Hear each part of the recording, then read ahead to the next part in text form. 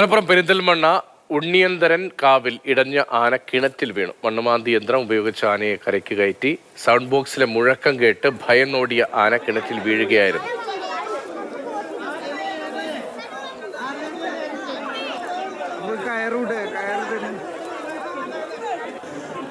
അരുൺ അമർനാഥ് ഉണ്ട് വിവരങ്ങളുമായി. അരുൺ, ഈ ശബ്ദ നിയന്ത്രണം, ആനകളെ എഴുന്നള്ളിക്കുമ്പോൾ പാലിക്കേണ്ട കർശനമായ നിർദ്ദേശങ്ങൾ അവയൊക്കെ ഉണ്ടല്ലോ. ഇപ്പോൾ ഈ ശബ്ദമാണോ പ്രശ്നമായത്?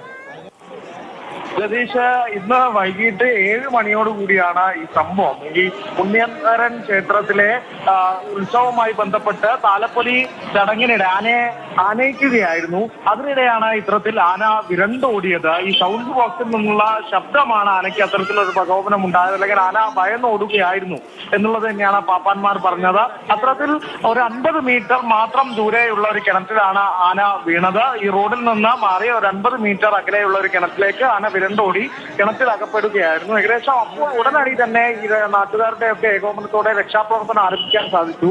1 മണിക്കൂറിനുള്ളിൽ തന്നെ മണ്ണുമാന്തി യന്ത്രം ഉപയോഗിച്ച് കിണറിന്റെ ഒരു ഭാഗം നീക്കി ആനയെ സുരക്ഷിതമായി തന്നെ പുറത്തെത്തിക്കാൻ സാധിച്ചിട്ടുണ്ട്. ഇത് വളരെ വിസ്താരമുള്ള എന്നാൽ ആഴം കുറഞ്ഞ കിണറായിരുന്നു. വേഗത്തിൽ ആനയെ കരയ്ക്കയറ്റാൻ കഴിഞ്ഞു എന്ന് പറയുമ്പോൾ സ്വാഭാവികമായി തോന്നുന്ന ചോദ്യമാണ്.